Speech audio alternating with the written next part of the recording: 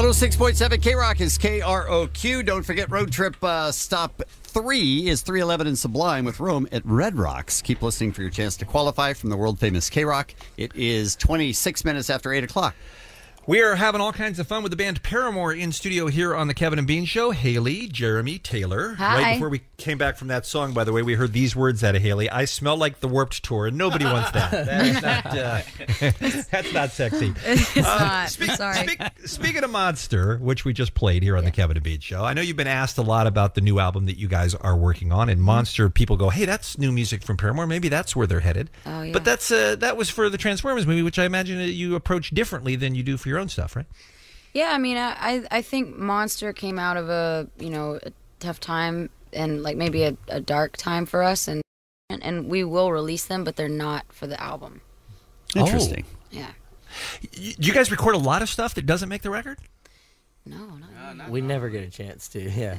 You should, because then you got the Tupac effect, and after you guys die, come on. 50 years they'll be putting out albums. That's exciting.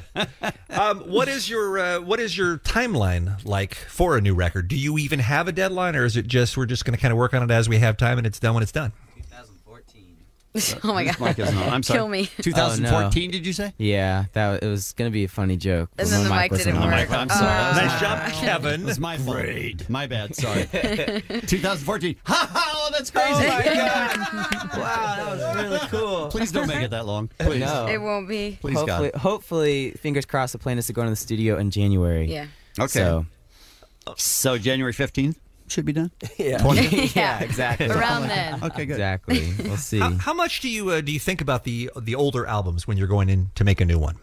I don't at all. Do you guys? Really, you just essentially you're just starting from scratch. Yeah. Do you do the opposite? Do you try to not do what you've done before, or not even that? I mean, there are times when you'll start to write a song and it just kind of sounds a little bit too much like something you've done. Yeah. But other than that, I think we just kind of write what comes out. And Totally. Whatever's happening. Yeah.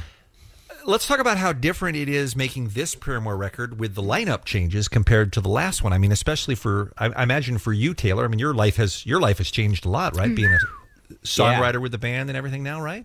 Yeah. What's this process like? It's been a lot of fun, man. I think none of us really know what we're doing at this point. We're just kind of figuring it out as we go along, and I think a lot of really cool stuff has come out of that, honestly, because we don't have it figured out. And it must be exciting if you don't have it figured out. Yeah. And you don't know what to expect. And then something comes out of that. I mean, that's that creative process, I think, is what everybody's interested in, is how a band comes up with something out of nothing. It just is difficult. And we have no clue. Yeah, we're just like, well, there we go. Are there days where you accomplish not only nothing but less than nothing? You take a step backwards and you go, this day sucks. Let's just write it off. Yeah, absolutely. You have to have those days. And then other days when a lot of stuff flows. Mm-hmm. Yeah, absolutely. Haley, you were out of the room. I think you were looking for some mace in case Dave the King of Mexico comes after you again. Yes, I was. But to no avail.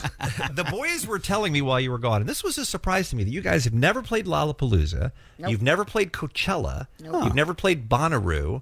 No, I haven't. What's up with that? I mean, I would think your band would be a perfect band for all of those shows, and especially Bonnaroo being in Tennessee. I mean, it just seems like it's an outdoors, summertime, big crowd, fun thing. Yeah. What's up with that? Why do you hate America? We just do. No, honestly, I would really love to play Bonnaroo, especially with it being Tennessee. I feel like we're not hip enough for Coachella. Like, I really do. Like, I mean, there's so many bands that we love that play Coachella. Right. And I remember when Bjork played and I couldn't go, and it was the saddest day of my life. But I don't know. I feel like we're, I mean, maybe you're not good enough. That's ridiculous. But listen, I don't know what because it there's is. 150 bands. All 150 are not better than you. I'll tell you that right now. I mean, there may be some, but that sounds to me like somebody dropped a ball somewhere in terms of not making the right phone call. I mean, that's just shocking to me, especially to hear you say you'd like to play these shows, but you don't get asked. All right, one more question before the break with Paramore here on the Kevin and Bean Show. You were starting to tell us, and then our song ran out. We got cut off. Sure. Iowa City, where, by the way, we have many Kevin and Bean fans listening to us on KCJJ. Iowa City stuck out in your mind as an unusual show when you played there. Why? Yeah, we were on this tour. We were actually on tour with a band called I'm the Avalanche, and it was one of our first U.S. tours that we were opening up for a band, and I know on at least 2 accounts that night I paid two people I paid people to come in. No. All right, so you were out in front, and you said, "Hey, you can get in for free." Yeah. And they said, "No thanks." So you reached into your pocket and you pulled out money. Dude, How much? I only got $5 per diem a day. How much did you pay them? I can't remember. I mean, I'm sure the door was $5. Okay, so so I probably $5. was like, okay, well, here goes my corn nuts for the ride to the next city. Like, here we go. So you paid That's rough. people to come in so that you don't have to play for a completely empty room. Yeah, I think that night there were 9 people at the show. Oh my God. Wow. It was great. And I was I remember I was having problems with my throat too. It was just not a night that has great Did the memories. 2 people that you paid stay for the whole show? I don't remember. I don't want to remember. We still pay our fans to come to the shows. Oh, I don't believe that. I don't believe that at all. Was there ever a time when you guys are out in the smelly van and you're playing shows for 9 people where you thought, F this, I'm not going to do this anymore? Or did you always, like, the flame kept burning? What do you think? Was it fun enough on stage, or did you just think... Some bands do. You know what? Some bands, and this is the truth, some bands do have to give up because they're never going to make it. I know, but some bands should give up, though. Let's be honest. Now, you hear people say all the time, "Oh, if you just follow your dream as far as you can, you should never give up." You know what? Some people should because they're not very good. You're Simon Cowell. I'm just saying you have to think along the way. Is that us, or are we good enough? And because you don't know at that time what the future's going to hold. I mean, did you ever get that discouraged that you almost quit? Well, if we're ever at that point these days in music, you can retire, like sell a lot of records, and then come back like 2 years later. Sure. It kind of just happens that way. So it does. maybe that might happen to us. So also. many bands do that. Oh, we're on hiatus. Oh, we're back for Jay-Z. a reunion show. And then they make like Jay-Z, $1 million. Check out my new record. All right. The band Paramore is here on the Kevin and Bean Show. By the way, you can follow them on Twitter at Paramore, and of course Paramore.net for the latest information. When we come back, we're going to talk about I don't know what we're going to talk about. Who knows? Maybe some about you guys going to Indonesia, which I know is coming up. Yes. And some of the other plans that you might have for the rest of 2011 and 2012. And we'll do that right after this with Paramore on the Kevin and Bean. 106.7 KROQ is KROQ, and it is 8:41. The band is Paramore. They are in studio with us here on the Kevin and Bean Show. By the way, speaking of Decode right there from Twilight, how do you get your songs in movies like Twilight and like Transformers? Do you have people that go out and pitch you, or do they just call you out of the blue, or how does stuff like that happen? I think there are people that definitely pitch from the label or from management or whatever. But Twilight, I remember I read those books and I was like, these are good books. I read them really fast and I enjoyed them. I like vampires. What can I say? Me too. And and I just remember being like on a plane back from Europe and thinking that this new song we were writing would really fit for the movie that they were making. And like as soon as we all agreed it would be okay, then we started talking to the director, and I remember I had like 2 or 3 meetings with her, and it was like beating someone over the head with bricks to like convince them that it was going to be the right move. And finally, like really, because they said at first, good song, but we're good. Yeah, they were like, they wanted to give us this like maybe 3-second spot or whatever, and that's all. That's fine. That's still, you still get on the soundtrack and you're still fine. But like we had written this song that I really believed in so much. I was like, dude, it's like people need to hear this song. I think it's gonna be great. But we had no, like, Twilight blowing up like that was crazy. Never would have thought that would have happened. And Transformers? Awesome. That was a little bit easier. Just I think we'd gone through the process before, so it was like we kind of knew. Like it took forever again, but we knew we got it. Yeah. We understood. Right. Would you or have you used any of your songs for commercials? Oh, we've never done that, have we? Yeah, we'd like to. Okay, sure. We're making a checklist of things the guys want to do here today. I like this. Come on. Great ideas. It's a Paramore song for your commercial? Yeah. There aren't a lot of opportunities right now, this time of year in 2011, for Paramore fans to see you in the United States. You got a Hawaii show coming up, you mentioned, and you're also playing a special show in New York pretty soon here. What's that about?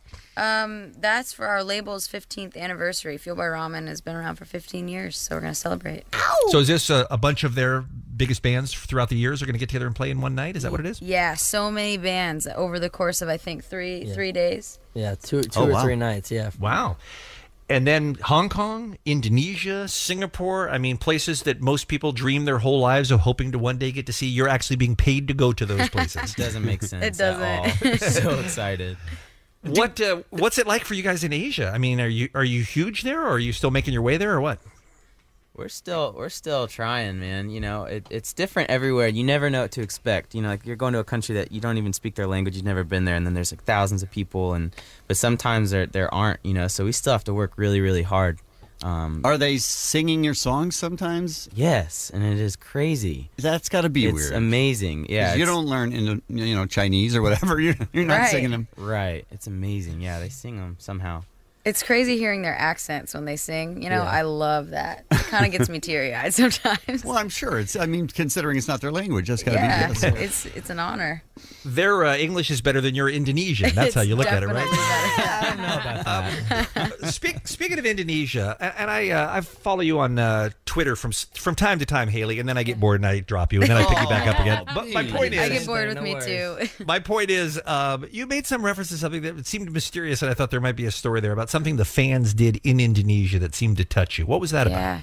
The promoter put on this huge festival just for our show, and it was a few weeks ago while we were on tour overseas. I think we were in Europe, and I remember I was watching. They had a fireworks show to our song "Careful," and I couldn't hold back tears. I was like, man, this is. We've been through a whole lot the past 6 months. It's been really emotional, and I think when you see stuff like that, it sort of makes it all okay. Like, people really care about the songs that we're playing, and that means so much. Like, all the way across the world, the opposite side of it, and it just meant a lot to me. Yeah, I mean, I guess there's no better compliment for an artist than to have somebody really deeply feel your art. Exactly. It was. Yeah. Will you be hiring more permanent members for the band? I mean, you're going to eventually at some point, is there going to be a full-time drummer, for instance? It's a good question. I think for now we've just been through so many member changes, including myself. Yeah. But I think we're kind of going to focus on the three of us, and who knows what the future has. But I think that's really the goal right now, is just to really focus on the three of us. You should get that guy Josh Freese. He plays a good drum. I hear he's not that good, guys. I hear he's good. He is unbelievable. That was the best tour ever. Was crazy. That tour. We just got tattoos that have only three white bars in them. Right. And so if we ever add new members, we're screwed. So this is it. It's three of us. We're done. Always take members away and fill it in. Yeah. That's right. Sure, that's true. Well, you guys sound like you're in such a good place. It sounds like such a happy time to be in Paramore, and it sounds like you're excited about the new music that you're doing and looking forward to next year. And I'm so pleased for you guys. I really am. I think it's awesome. And you've been, as we told you off the air, Kevin and I are so grateful for bands like you who are making such great new records that we get to play on the radio. It makes our job a whole lot more fun, too. Oh, shucks. Making us blush over here. So speed it up. Let's stop this whole January thing. Let's get going. You know what I'm saying? Let's get going. All right. Paramore. See you guys. Thanks, Paramore.